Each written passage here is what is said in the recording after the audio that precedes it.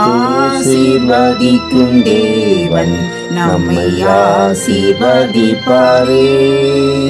துதி ஸ்தோத்திரம் இயேசுநாதா, துதி உமக்கே என்றுமே. இன்று ஒரு வசனம். சகோதரரே, ஜீவனுள்ள தேவனை விட்டு விலகுவதற்கு ஏதுவான அவிசுவாசமுள்ள பொல்லாத இருதயம் உங்களில் ஒருவனுக்குள்ளும் இராதபடிக்கு நீங்கள் எச்சரிக்கையாய் இருங்கள். எபிரேயர் 3:12. அன்புக்குரியவர்களே, விசுவாசம் இல்லாமல் தேவனிடத்திலிருந்து ஒன்றையும் நீங்கள் பெற்றுக்கொள்ள முடியாது என்பதை சாத்தான் நன்கு அறிவான். அப்படியானால் உங்கள் இருதயத்தை எவ்வளவாய் அவிசுவாசத்தால் நிறைப்பதற்கு அவன் முயற்சி செய்வான் என்பதை எண்ணி பாருங்கள்.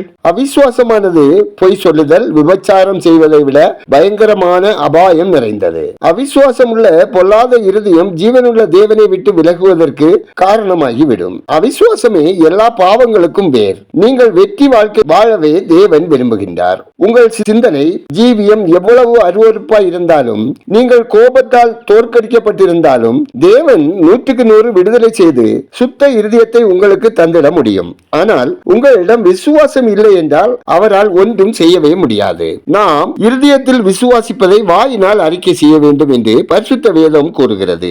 ஏனெனில் நாம் வாயினால் அறிக்கை செய்வதன் மூலம் நம் இருதயத்தின் விசுவாசத்தை பிரதிபலித்திட முடியும்.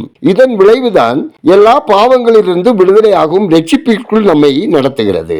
ஜெயம் சில நாட்களில் வந்து விடாது. எனவே சிறிதும் அவிசுவாசம் அடைந்து விடாதீர்கள். தேவன் உங்கள் வாயின் அறிக்கையை நிச்சயம் கனப்படுத்துவார். விசுவாசத்தை துவக்குகிறவரும் முடிக்கிறவருமான நல்ல பிதாவே, ஆசீர்வாதமான இந்த நாளுக்காய், இந்த நாளின் வசனத்துக்காய் நன்றி சொல்லுகிறோம். அப்பா, சோதனைகளும் இச்சைகளும் நிறைந்த இந்த உலகில் பாவத்தை ஜெயித்து வாழ முடியும் என்ற விசுவாசத்தை எங்களுக்கு தந்து எங்கள் இருதயத்தை சகல தீமைக்கும் விலக்கி காத்துக்கொள்ள உங்க அனுகிரகம் வேண்டுமாய் ஜெபிக்கிறோம். ஆண்டவரே, கோபம் எங்களை மேற்கொள்ளாமல் நீடிய பொறுமையுடன் நிலைத்திருக்க தூய இருதயம் வேண்டுமாயும், அவிசுவாசம் எங்களை மேற்கொள்ளாதவாறு சத்துருவை இயேசுவின் நாமத்தில் ஜெயங்கொள்ளவும் பரிசுத்தாவியானவரின் ஆளுகை வேண்டுமாய் ஜெபிக்கிறோம். ஆண்டவரே, எங்கள் இருதயத்தை பாவ பழக்கங்களுக்கும் காம எண்ணங்களுக்கும் பொறாமை, கோபம் போன்ற குறைபாடுகளுக்கும் விலக்கி காத்துக்கொள்ள உங்கள் இரக்கம் வேண்டுமாயும், இயேசு கிறிஸ்துவின் இரத்தத்தால் எங்களை கழுவி தூய இருதயத்தோடும் சுத்தமான மனசாட்சியோடும் விசுவாசத்தோடும் வாழ கிருபை தாங்க. ஒவ்வொரு மக்களும் கர்த்தரை அறியும் அறிவில் வளரவும் விசுவாசத்தில் வளரவும் ஜெபிக்கிறோம். ஆண்டவரே, உங்க அன்பு பிள்ளைகள் அனைவரின் இருதயத்தையும் ஆட்சி செய்து ரட்சிப்பில் கலிகூறவும் பரிசுத்தமான வாழ்க்கை வாழவும் வருகைக்கு ஆயத்தப்படவும் வழி நடத்துங்க.